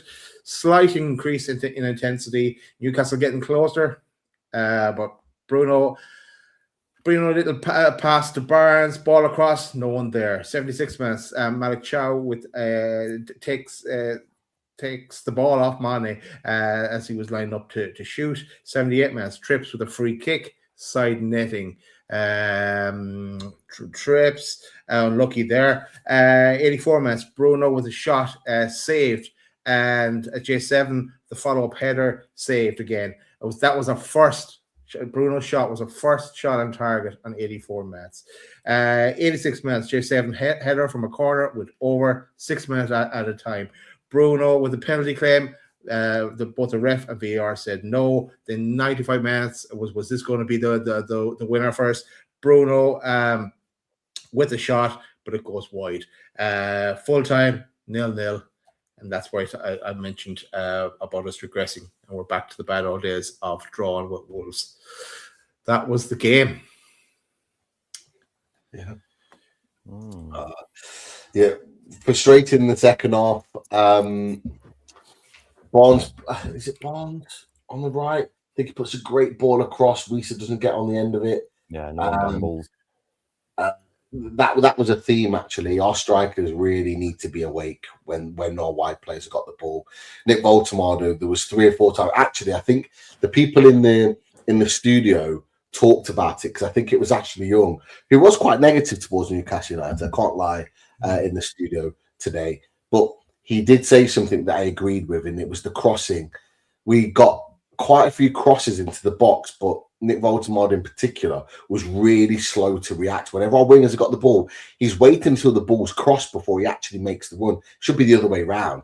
Whereas Yoane Wissa makes the run too early and then he's offside. And it's like, for God's sake, like, can any of them just balance it out and just get it right? Like, because Wissa's quicker than Woltemade, so he doesn't need to go that quickly to be able to get there. Nick Woltemade needs to go early because he's not slow, but he's nowhere near as quick as Yoane Wissa. So that was a massive issue. Our set pieces are the most dangerous. Our set pieces have probably been one of the most dangerous that they've been for a long while, particularly corners, right? And whenever we do anything alternative to what we've been doing recently, where all our players are at the back post and we whip that ball in and we have all those big boys just come running in and trying to tap the ball and hope we get something on it in that small space. And it narrows the opportunity for a goalkeeper to come out and collect because there's too many players there. We need to do that every time. Whether it's front post, back post, we need to do that every time because I think that works for Newcastle. We should have scored with Joelinton in the first half. Some of these corners that are being played differently just don't work. I have to scrap it because it ain't working. But Joelinton had one in the second half that he gets too much on and there's no one around him. He should be getting that on target and scoring that. So that was a big miss. And then you got in the second half, I think there was Wissa was offside for one of the opportunities. There was a great ball. I don't think he was amazing, but I think he was decent. Anthony Elanga coming off the bench. I thought he looked dangerous. He put a really good cross in on the right-hand side. But you know what was funny, lads? And I don't know if you realise this or thought this yourself. He had one run in the second half off the left-hand side. And that's the best run I've seen him do at Newcastle United. He was on the left and he got the ball and he ran at his fullback and he beat the fullback. And I think he gets across it. He might have hurt the corner. And I was like, on the left. Yeah, on the left-hand side. I'm thinking, where's that been? Like, since he signed, I was like, where's that been? And I just thought he had an even better one that was, but it was pre-season. Do you remember that one where you thought we're going to get this every week? But, was it Atletico Madrid where he was just bombing? Yeah, he looked really, really good that day. I took my daughter to the game, and he was. You're right, Dad. He was brilliant because he just kept running at his fullback, and I'm like, where was this? It was at that one run. He just cuts inside and he just gets in behind, and they have to put out for a corner. I'm like, that's what I want to see more of. But it was frustrating because I thought we were going to do more in the second half. But when that ball in the 90-something minute falls for Bruno Guimaraes on the edge of the area, I'm screaming goal. And the fact that he misses that and slices it so far wide, that just typified Newcastle United's performance today. It was a dreadful miss. The ball comes out to him on the edge. He chests it down. He has time to pick his spot. He's got to hit the target from there. He's our match winner. He's been our most clutch player. And that just typified it. As soon as he hit that and it went right wide, he might as well just blew the final whistle because we weren't getting another chance after that. It was a poor miss, really poor miss. It could kind of sum up the day. Like even Bruno can't get us out of this one at that stage. Chris, Anthony, you want to say to kind of sum up the game? It was just frustrating, wasn't it? It was just really, really frustrating and really, really annoying. I mean, that second half, I just kept thinking, we're going to do something here, we're going to do something here. And Pete's already touched on, a couple of chances. And I thought Bruno was going to nick it at the end. I really, really did. I was really hopeful Bruno was going to see us over the line. But yeah, the fact that he sliced it, it was just, it just summed the evening up, didn't it? Or the afternoon, should I say. But yeah, just... we didn't get beat. We kept a clean sheet, but that's probably looking at it with really, really positive outlook. In retrospect, we should be beaten. We should be beating Wolves this afternoon. We really should. The unbeaten run continues. We go into PSV in midweek. But yeah, it very much feels like 2 points dropped, doesn't it? And again, when you look at all the other fixtures, all of the other results this weekend, it's another opportunity missed, isn't it? Which makes it all the more frustrating. And the teams that are in and around us, they picked up the points. The likes of Man United, the likes of Everton, picking up big wins. So yeah, very frustrating. But as I say, I struggle to get angry or annoyed these days because this has become a common theme. And this is across the league. This is across all the teams, like we said earlier. And obviously, we're not bothered about the other teams, and all we're bothered about is Newcastle United. But that's the only thing I'm taking from this, and the fact that this is happening across the whole league. This isn't just us. And whilst it's frustrating and whilst it's annoying, which I completely agree with, and we should be doing better. I also look across the league and just see other teams doing the same. It's just a shame that we can't bring our most consistent selves, and that we're not fit and firing, and that we're not looking dangerous and attacking and really pushing teams. It feels like it's all a little bit too safe at the moment, which is bewildering, I think, is the word you used earlier, wasn't it, Daz? And that's kind of where I see it and how I feel. But on to PSV, I suppose. On to PSV. Let's have a quick glance at the table, because it's kind of sad looking at the table, because it's a case of what might have and should have been. But and again, we can fool ourselves here again, thinking that, and because the table shows that we're only 2 points off fifth spot again. But it's this yo-yo, cannot get a decent run together, even though we have 3 wins and a draw and we're unbeaten. It's our best run of the season, but it's who we played today, and not being able to capitalize on it, and things not firing up front for us at all is the sickener in all this. What do you want to say about the table, boys? I was hoping it was going to be a lot higher, that we were going to be sitting tonight. But, you're looking at that 33 points, Sunderland, Fulham, Brighton, Everton around us. For me, I'm looking above. I'm looking at, how can we keep close to Chelsea, Man United, because I think ultimately that's where we need to be fighting if we want to be getting Champions League football or European football. If we're close to those 2 teams, we'll be in with a chance of getting European football, not necessarily Champions League, but just European. It's a big ask. The next 6 weeks are massive, and they'll be season defining for Newcastle United. Forget what happens after that. What happens in the next 6 weeks is massive. Absolutely. Most definitely. Chris, Anthony, you want to say extra about the table? I'll be honest, mate, it's just rinse and repeat from me. We're still in and amongst it. There's still an opportunity to get 5th. What are we?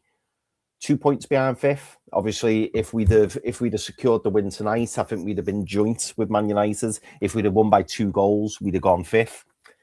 I believe, I could be wrong saying that, but yeah, I think if we'd won by 2 goals, we'd have gone 5th. Yeah, we're just in and amongst it. But then when you look at the league table, let me remove that comment a minute. Everton are there, 6 points behind 5th. Sunderland are there, Fulham are there, Brighton are there, Brentford are there, Chelsea are there, Palace are there.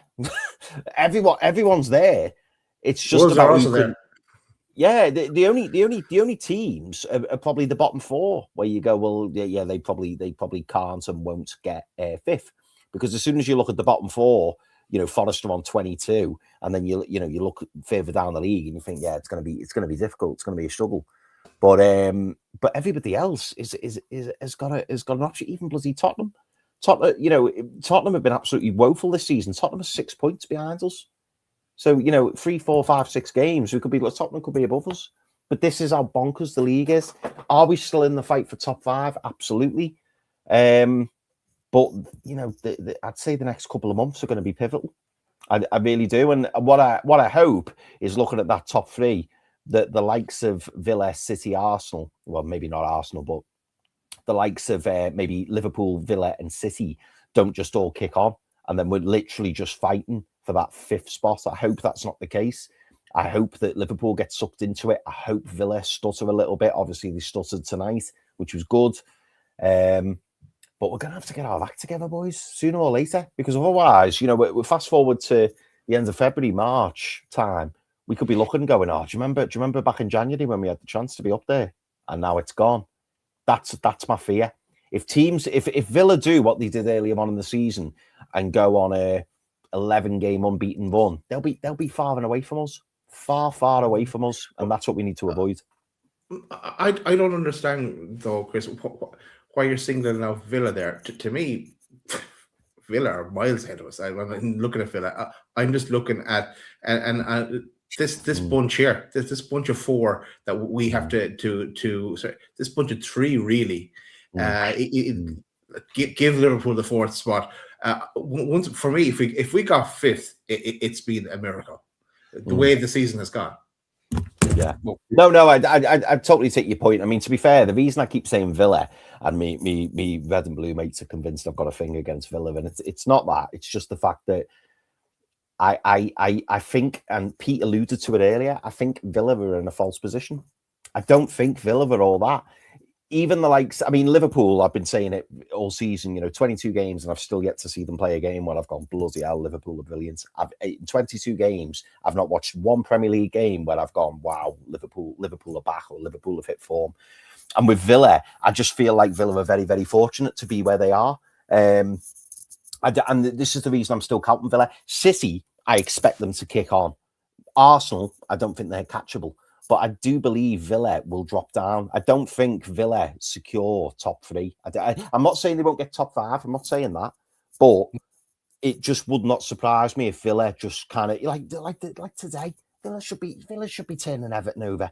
That game, I watched the game. It was a pretty poor game on the whole. Everton obviously capitalised on a mistake from Villa and ended up scoring off it. To be fair to Barry, it was a pretty decent finish. But I still put Villa in that section with us. I don't look at Villa and go, oh, Villa are wonderful, like some people do. I just don't see it. You could argue Arsenal are wonderful. You could argue Man City are wonderful. You could even argue Liverpool are wonderful when they're on form, but they've yet to hit form. But Villa, for me, are in and amongst it. There's a reason why we finished above Villa last season, because they're in and amongst where we are. They're really not. And I look at Villa and I just think, what's the gap, Daz? Is it 8 points from Villa? With us and Villa is 10. 10 points. 10 points. Yeah, but this is what I was going to say. Like with Villa, if we'd have won today, obviously with the fact that they'd lost and we beat them next week, would be 5 points. Oh yeah, and so then it's worth a conversation. It's worth a conversation to bring Villa into it, because we're only then 5 points behind it. There's a couple of wins difference in it, or a draw and a win, whatever it is. Like, you're then bringing them into that conversation. But the fact that we didn't win today means that Villa are probably still out of that conversation, because, like, even with a win next week, you're bringing it back to 7, and they can still go on with our run of fixtures. They can still go on and still like create a bigger gap than what currently is. That's why, like, for me, the Villa are not part of that conversation. But going as high as Liverpool absolutely is, because Liverpool are being as inconsistent as everybody else. Losing to Burnley. Who would have thought that they would ever lose to Burnley at home? Normally, that's a 3-4-0 comfortable win. And, they don't have any excuses apart from Salah, who wasn't playing great before the AFCON anyway. They've pretty much got their first team ready. People will talk about Isak, but, Ekitike is a better striker than him this season. So they had everyone else available to them ready to win that game. And so they didn't, which shows the type of form that they're in. Man United, Chelsea, we've talked about. Like, it's a difficult, it's really, really difficult situation. But I'd prefer to look above rather than below, because I think Everton will continue to be massively consistent. So will the likes of Brighton. So will Tottenham. I'll be honest, I think I said it to you boys last night. I don't see Tottenham in our conversation. I don't think Tottenham will be fighting up there. Points-wise, they're not too far away, but they are so bad at this moment in time. And if they don't get rid of Frank, that only falls into our hands even more, because they will drop even more points and they'll put themselves out in a position. And they've just not got good enough players. I look at Tottenham's squad and I just think their squad of players are just not good enough. So I'm looking at the teams around us and I'm thinking, Brentford are pretty consistent. Man United playing one game a week will likely be more consistent. Can we get in and around them? That's the big thing for me. Like, that's the big thing. If we can be in European spots, Europe is absolutely part of this conversation, but we've got to navigate ourselves through these next few fixtures. If we can get a win at Villa, at home to Villa, get something from Liverpool, and maybe and beat Brentford, we're probably higher than we are right now. Just with those results, beating Villa, beating Brentford, and getting something, hopefully, at Liverpool. I know I'm being massively positive about this, but if we were, I think we end up finishing those three fixtures higher than what we currently are now. Sorry about that, Chris, when you were answering the answer. I accidentally knocked over my microphone and I couldn't unmute it, so that's why I dropped out. Oh, no, don't worry, mate. Don't worry. Should we go to some more comments and questions? Yeah, let's do that. Okay, so let's see. Some interesting questions in there.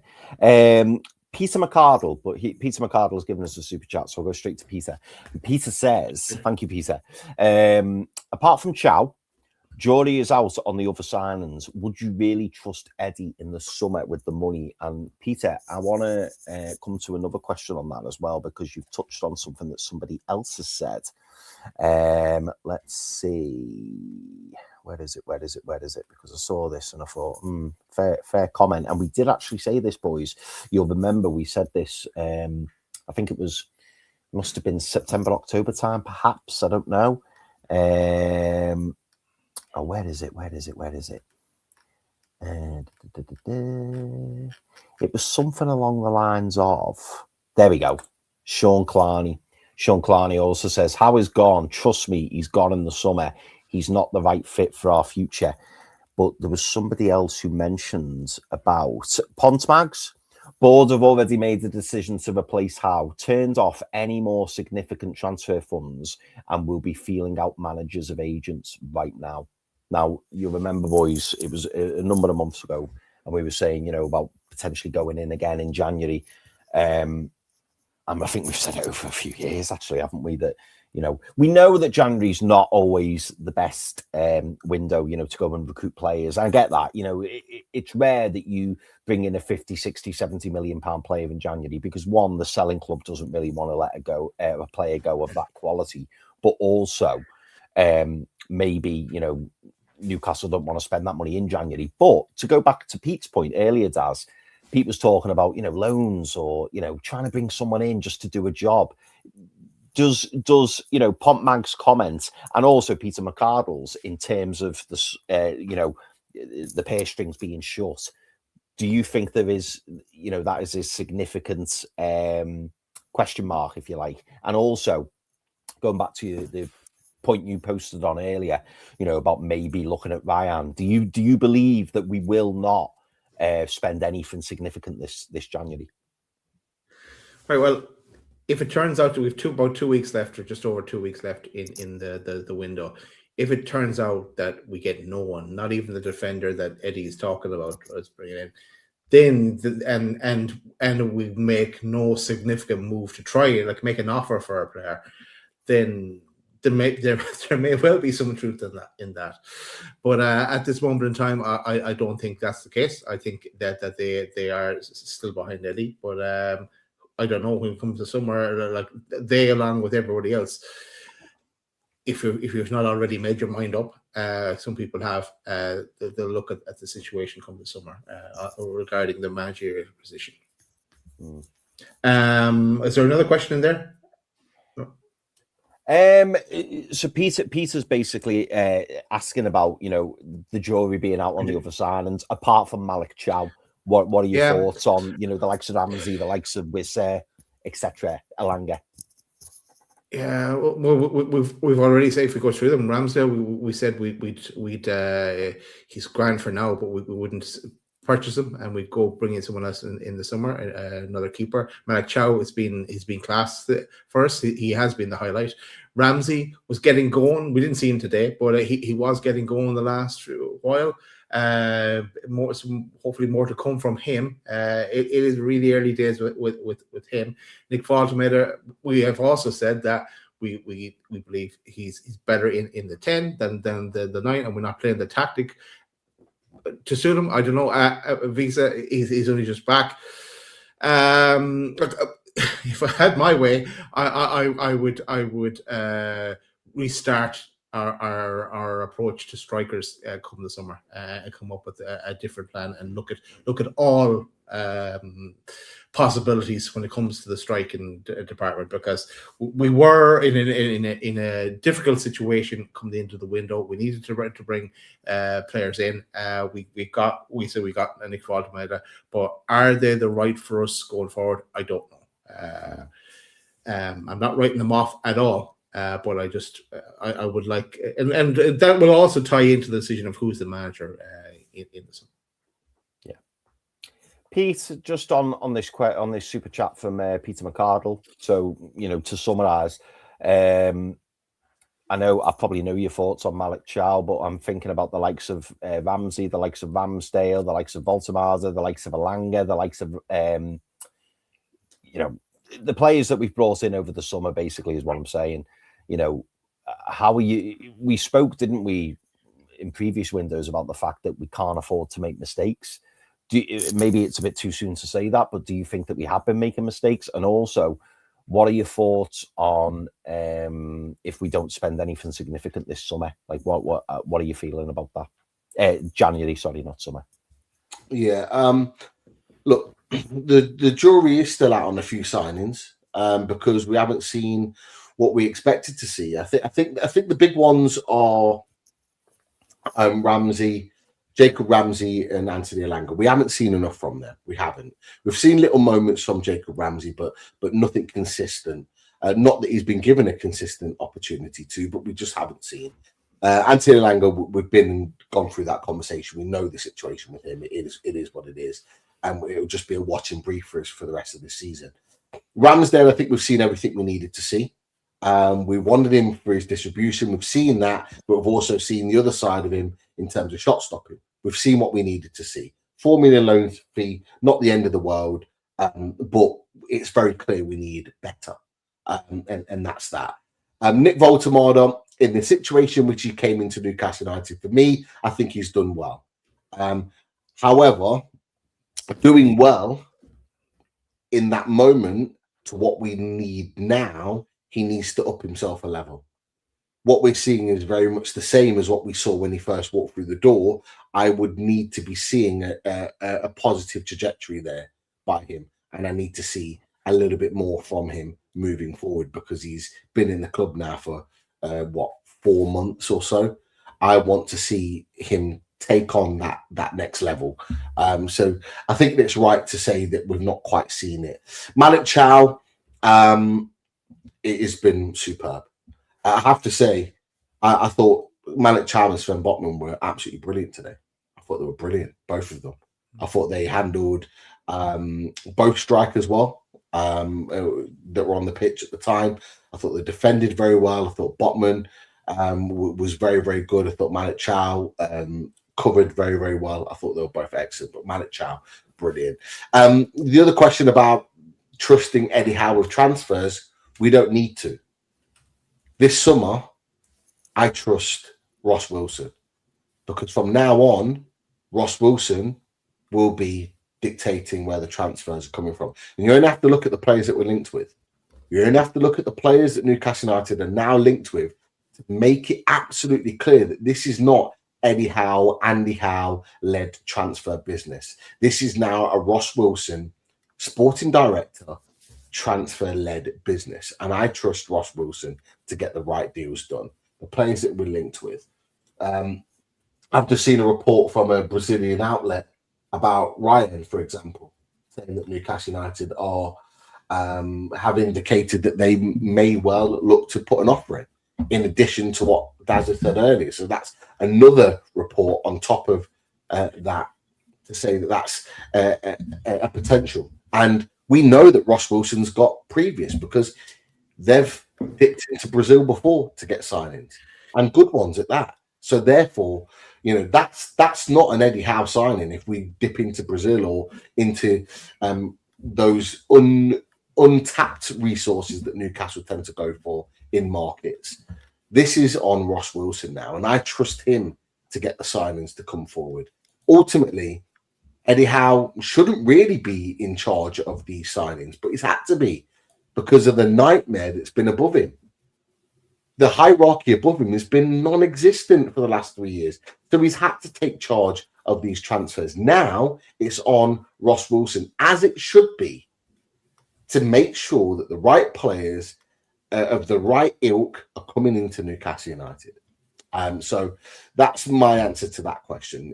This adamancy of being about Eddie Howe making these signings, etc., etc. Yes, he'll have a say, but Ross Wilson will be putting the players on the table. And that's what I'm looking forward to, because I think there'll be some gems within that. And I hope that Rayan is part of that, because he's got an exciting future. And I'd hate the thought of him going to Bournemouth and tearing it up and just going, bloody hell, that should have been us. Just like Dean Howson, just like many others that have been and gone. I talked about Dean Howson in the January before he even came in the summer and said we need to go for him when he was on loan at Roma. And then look at what he did at Bournemouth. And then he's at Real Madrid. And Real Madrid have had an indifferent season, so he hasn't had a great start there. But he's a quality centre-back. He's a young centre-back. He could have been doing that for Newcastle United. That's what Ross Wilson will ensure comes into the club. So I back him. Yeah. I wondered how long it would take to see this name. Daniel Igo says, Kubo, we need a right winger who can come in and play like a number 10 and create, not just another runner, which is all Eddie's after. Sorry, Daniel, but yeah, the last time I saw Kubo linked with a move, it was to Sunderland's. And to borrow a phrase from Pete, that told me everything I need to know. That's all I'll say on that one, Daniel. He scored 2 goals this season. 2 goals, 3 assists. Like, you know, we're all. Well, I said we're certainly not, because I'm not with regards to Gordon and Barnes. Gordon more so than Barnes, but these guys, like Gordon's nearly touching double figures. Barnes is already on double figures for this season. What the hell do we need with Kubo? Kubo's not the guy. Far from it. No. Big Watson says Howe needs to go and sign proper footballers, not runners who can just play on counter attacks. And you know, is this the frustration, boys? Are we screaming out for a bit of creativity? We know that there's creativity within the team, but do we need more creativity? Is this what you're hoping for in the summer, Daz? I would love it. I kind of link back every time I see Ryan Cherky play. I think, why did we not go for him? He suits the Newcastle mold of that maverick. You don't know what he's going to do next, and he would have been great in black and white. But yeah, we do need someone creative. I think if Eddie Howe stays and we have Wissa and Nick Woltemade, we definitely need to go out and buy another striker. Someone that is above both of them. That'd be my wish going into the summer as well as a keeper and a few more positions. Yeah. And Pete, I'm pretty sure Sydney is a Man City fan, because I seem to remember Sydney from being in the chat. So thank you for joining, Sydney. Much appreciated. But Sydney says, please sell Tanali to City in the summer. And there's obviously that City link. And then Sydney also says, bring Xabi Alonso. So I think she's talking about us potentially going for Xabi Alonso to replace Howe. But what I wanted to bring up was this comment from Afaramas. And Afaramas says, Tanali has taken way too much stick this season. It's been overblown, in my opinion. However, that's as bad a performance from him today as I've ever seen. Pete, do you agree that Sandro Tonali had a poor game? And is his form really concerning? Because I think we spoke about it in the last game as well. It's not for the one to trying. I wouldn't say that Sandro Tonali is down tools by any stretch, but something isn't quite right. I mean, there was a couple of occasions today where he's on the ball and the player's coming in, and Sandro Tonali of 6 months ago would have just been bang, turn the player, off he goes. But he's either making the wrong decision, he's hesitating, he's losing possession. What's going on at the minute for you? For me, I'm concerned about Sandro Tonali's performances. You could argue that back in early December, when his performances had taken a dip, it may have been overrated slightly in terms of people like going overboard. Not on any of our channels or shows, but just social media. But actually now, because it's been so long-winded, it's gone on for so long that his performance has been way below par.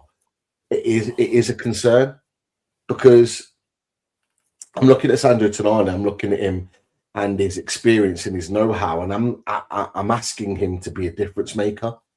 Sandro Tonali last season was absolutely a difference maker for Newcastle United, and he was really influential in our push, not just to win the trophy at the Carabao Cup, but to get Champions League football. He was a big part in that, and we're getting nowhere near that level of player. I'm looking at a player that's struggling to make a pass, like a 10-yard pass into a player's feet, not let alone a 30-yard ball over the top that he would do on occasions to set players like Gordon and Barnes free. Like, he's not even feeling comfortable or confident enough to do that. One of the biggest tells for me today was the fact that after about 15 or 20 minutes, they switched Sandro Tonali and Bruno.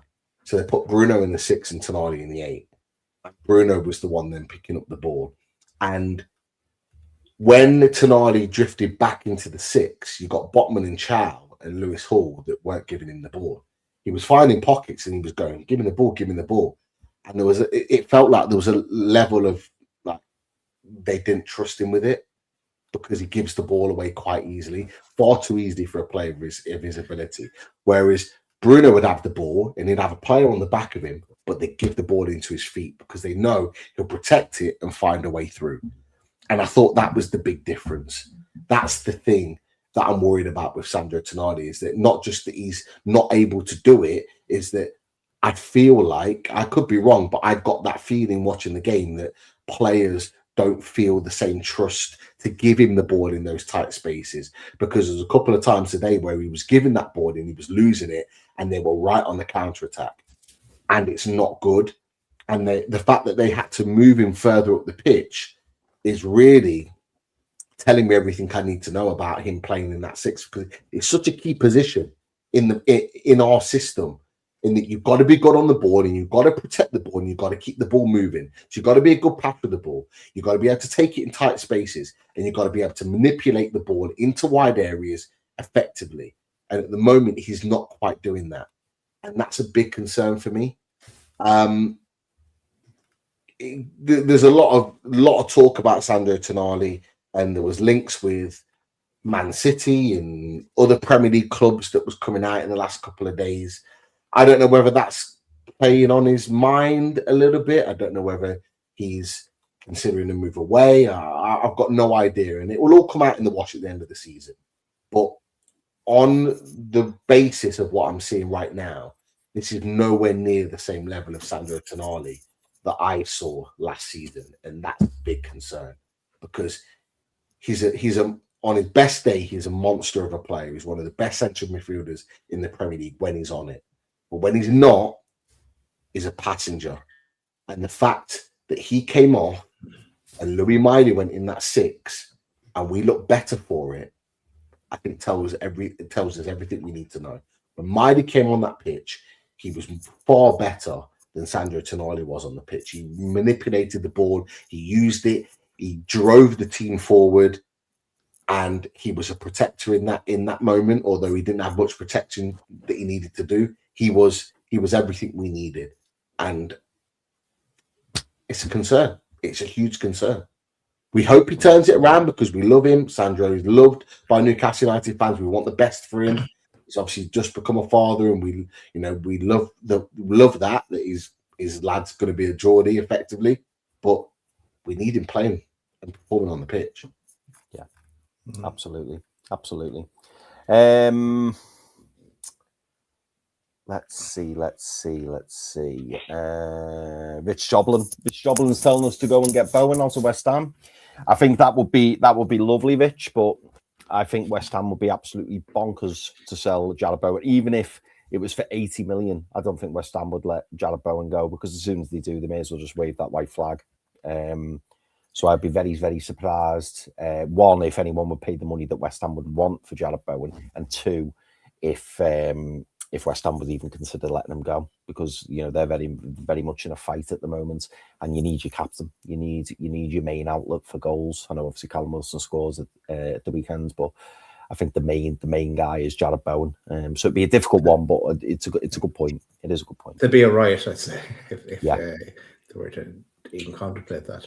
Yeah. There'd be a riot. There would be a riot in his household because Danny Dyer would not let him leave his house. If he was to leave West Ham. He's the captain of West Ham, right? He's married to Danny Dyer's daughter, who is Mr. and Mrs. West Ham themselves. Yeah, there is no chance that Jarrod Bowen leaves at this point in the season, right? Maybe. There's no chance. I'll be honest with you. I was thinking about this the other day. Even in the summer, I'm not sure he leaves. He's going to be like a Mark Noble type player that he just loves West Ham. He's the captain. He's Mr. West Ham, and it wouldn't surprise me if West Ham go down, which I think they will. That he probably stays and sees them through the Championship, a little bit like one or two of our players did when we made that under wrap. I just wouldn't be surprised if he stays down there, scores 30 plus goals next season, and gets them and tries to get them back up. I'd love Jarrod Bowen. I think he's quality, but I don't see it. So, while you're at it, Chris, maybe we'll go to the one from Kyle because it's in the West Ham. Yeah, it absolutely is. Yeah, it's a super chat from Kyle. Thank you very much, Kyle, again for the super chat. Very, very kind of you, mate. Kyle says, guys, would you like to see us sign Walker Peters from West Ham, as well as a centre back? That would please me. Kyle Walker Peters is a very good player, and we've spoken about him a lot on the channel, haven't we, Daz? Obviously, when he was on a free, he was even more appealing then. But do you think Newcastle could maybe revisit something for Kyle Walker Peters? Maybe not in January, but maybe in the summer. No, that boat has sailed for me, because it was when he was in a free transfer. That was, if we were interested in him, getting him then, like he came through with Spurs. He was at Southampton. Maybe he wants to be in London as well. Who knows? That could be a factor for him. But no, I think it's like I do rate him, and that's why we talked about him when he was in a free contract, and he would be a great option for us now at both cover at left and right back, and would allow maybe even Miley to stay where he is in the number 6, but not now. I think the ball is sailed. And centre back, it's on our to-do list, isn't it? The centre back, but centre back will be January, hopefully.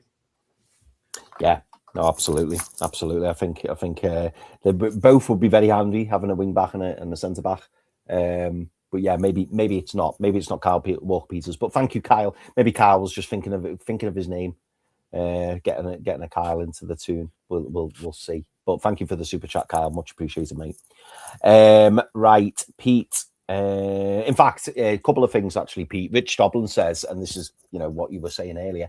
What did you say in away days, Pete? If we are chasing a victory, we need to be playing both of them up top, and he bottled it. And that's effectively what you said when we had the Wolves away days with Little Dan. Pleasure to have Little Dan on. I'm sure Little Dan is delighted with that point. Let's make no mistake about it.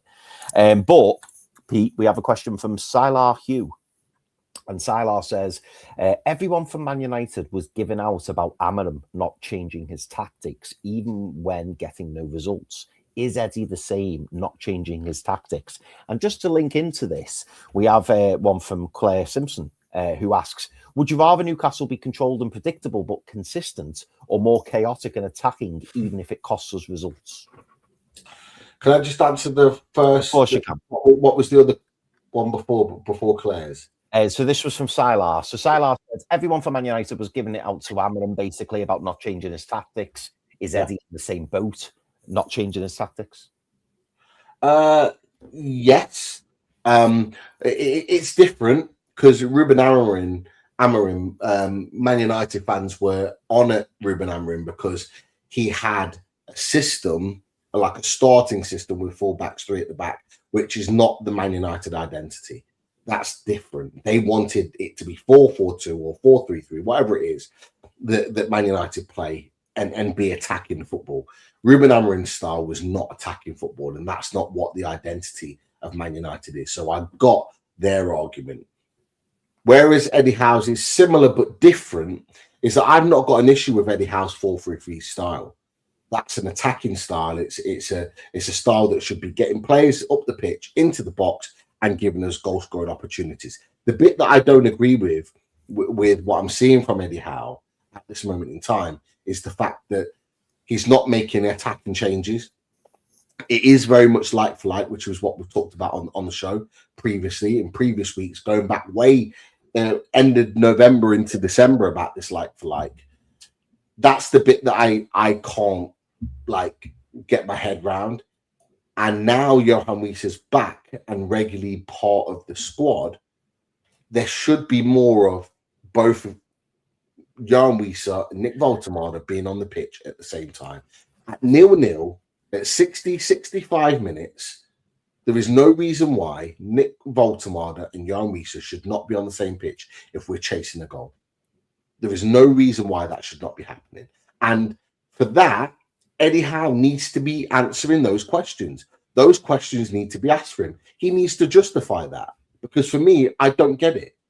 If we're Newcastle United and we're looking at going fifth with a win against Wolves, who are, let's be honest, in a relegation battle, regardless of what ground we're at, we should be going for the win. This is Newcastle United. Eddie Howe says that we're an attack-minded team. We're a team that wants to get forward, create chances, and score goals because that's the blueprint. Well, that's not the blueprint that I saw in the second half from Newcastle United. When you're going like for like, you're playing the same style that you played in the first half. That's not, for me, the style that I associate with Newcastle United. When you're going for the win, you're being attack-minded and you're going, you know what, we're good enough. It tells me he doesn't trust the players. Because I'd trust having a 2 in midfield. I would trust Nick Woltemade in the 10 or just below Yoane Wissa and going, right, pump balls into that box. Get in and around Yoane Wissa. Get your head on it, Nick Woltemade. Yoane Wissa, get around and try and nick something. Joe Linton, make sure you're getting into the box. When we get that ball out wide, then you've got Hall and you've got Barnes and you've got Alanga and you've got Trippier. When they get that ball wide, your first thought is to get into the box and get something on it.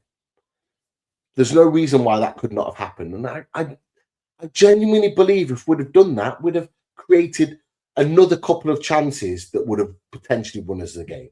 There's no reason why that could not happen. So for me, I think Eddie is similar, but it's not the same in terms of the question marks with Ruben Amorim. Claire Simpson's question, sorry. There's a world in which we can have a bit of both, Claire. There's a world, and I've just explained it. So I won't go into too much more detail than that. There's a world in which we can control games like we have and have 67 to 70% possession. But there's also a world in which we can be chaotic. And that's the point of bringing Yoane Wissa on and playing both him and Big Nick up top together. That's the chaos. To go, right, let's go and flood the box with attacking talent. Let's throw Joe Linton in there as well. Bruno, Miley, you sit on the edge. Anything comes out, we trust you to smash them from the edge of the box into the net. That's what I would want. That's the chaos. There's no reason why. There's no reason why with a few minutes to go, we go, you know what, Big Sven, you won a couple of big headers up there today. Go win us another one and knock it down for one of these boys to put in the back of the net. There's no reason why we couldn't have. It's will and want and risk. Are we willing to risk a point at Wolves to get 3? I would, because I think that's what Newcastle United fans want. They want risk attacking football, but clearly Eddie Howe doesn't. You've just reminded me, actually, talking about Sven Botman. I was very impressed. This was the player that impressed me most, actually, for Wolves, with Arakader. The Tolu, I think, was on the back of his shirt. He really gives Sven Botman a real tough game today. But Sven Botman stood up, and I thought Sven Botman was great, as you mentioned, Pete. But it was a real physical battle. And I must admit, I didn't know much about Tolu, but I'll definitely be keeping an eye on him because I thought he did well. And we've been asking the question for weeks, haven't we, boys? Why is Strand Larsen not getting in this team? I could almost see a little bit of that today because Mane obviously is the one that's on everyone's lips at the moment. But I thought Arakader, I thought he did really, really well. Really physical striker. But yeah, I was impressed with him today. He was the one that stood out for me for Wolves. But Daz, I'm going to come to Benika Mick for the last question. I'm going to ask it to you, and it's a bit of a ponderous one, but it's a good question. Benika Mick says the argument recently has been that our number 27 and our number 9 aren't getting the service. However, they had service today and didn't out with it. What's the next step?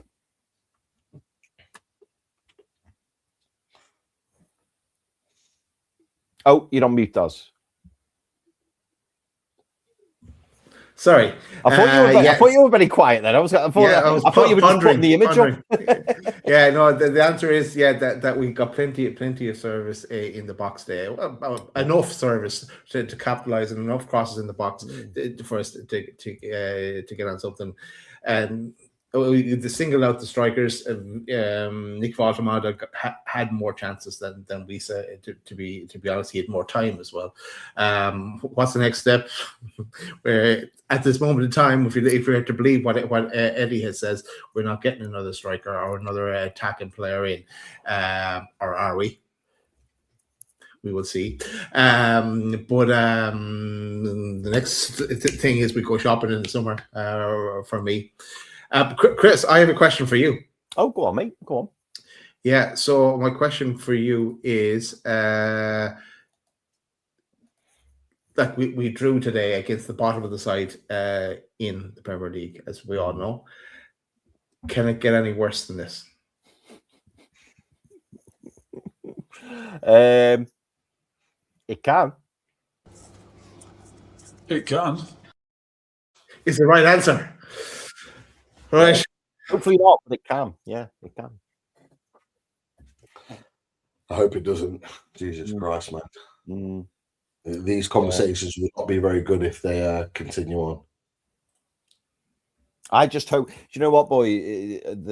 Where you left it there, Daz, leaving it out in the open. About transfers, and we know that normally when we come out and make statements, I say we, not us as a channel, but I mean Newcastle United, when they come out and make statements, they very rarely go against that. That is my biggest concern, because I would love to be surprised. I would love Newcastle to go and take a risk, like we were talking about earlier. Go and take a risk, a couple of loans, a permanent signing, just to shake it up a bit. But I have a horrible feeling that we're not going to do that. But I would love to be surprised. Has anyone else? I heard something about a transfer summit or something happening in the next couple of days. I don't. Oh, I'd love that. I would love that. I don't know whether to believe it or not. I'll read the report that's come out from Brazil. It says Newcastle have signalled that they may make an official bid for Rayan soon. The board and the players' representatives continue to talk so that common sense prevails. Rayan has expressed his desire to leave for Bournemouth. However, the English club's first offer is being discussed, mainly because Vasco have received indications that bids with higher values are close to arriving. So that means that bigger bids from what Bournemouth have offered potentially are coming in for Rayan from other clubs. Newcastle have been named now by a couple of Brazilian outlets as a team that are interested in taking him. So I would love that. I would absolutely love that. But I just wanted to finish on a positive for Newcastle, because I know it's been kind of a downbeat one, and it wasn't a great result for Newcastle United. But a few things. Clean sheet, finally, after a while. So a clean sheet for Newcastle United. Nick Pope and the defence with a clean sheet. I thought the back line were good today. Big question marks on Kieran Trippier. I thought Kieran Trippier was good. Chow, Botman and Hall. Hall was superb again. But the centre-back pairing, who are just continuing to go to the well and will need to for the next few games, were brilliant. They were positives. And we're going to need them to be even more positive in the games to come, because that back line is probably going to have to go to the well again, unless new signings come in for the next foreseeable future. I believe that back line is good enough to keep out Villa.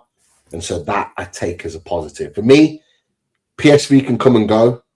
My priority is not Champions League, and it sounds horrible to say, it's not right now. My focus, fully focused, is on Aston Villa at the weekend in the Premier League. That is the priority. So we'll do all the reaction and stuff to PSV, but my priority is Aston Villa. So there are some positives to take out of today's game. Well, I think that's it for the show. Let's keep an eye on what happens with. What? By the way, I was just going to say, I agree with what you're saying, Pete, in terms of Premier League priority. I totally agree with that. But I would like us to try and get the 3 points against PSV, purely because I think qualification is guaranteed. Then there's no reason to say why we can't get it on 9 points that we're on now. It's feasible. But if we were to beat PSV, I think it's all but secured. And then you can almost kind of push it to one side, because the PSG game is a nice to have. And obviously, if we could beat PSG at the Parc des Princes, then you're then on 15 points and you're getting into the top 8. But I do hope that we win midweek, because then it can almost, like, you can kind of drop it out your brain and just be like, right, Champions League sounds, we're through to the next round. Let's just focus now. But I see your point, because the Premier League's so important at the moment, and we don't need to win. Don't break off. We get a point against PSV, depending on results. A point because we could be through anyway. As I said before in the match preview for the game, we could lose against PSV and lose against PSG and still go through to the knockout phases. But yeah, I see what you're saying. Obviously, of course, we want to win. But what I'm saying too is I want to win against PSV. My priority, though, is not PSV. My priority is Aston Villa. I'm already looking ahead now to what we can do to be back in Europe next season. And to be back in Europe next season, to money to be able to spend and buy players that we want in the summer, we need to be making sure our Premier League performance is the one. And that probably, but yeah, it is what it is. Let's wait and see. It is what it is. Smash that like button on the way out, everybody. Thanks for joining us. Next time, if you are watching on X, come join us on YouTube. Why not? That's it. I don't think we're going to go bother with music tonight, boys. It's been that kind of a day. Let's end the show. See you on the next one. Good night, everyone.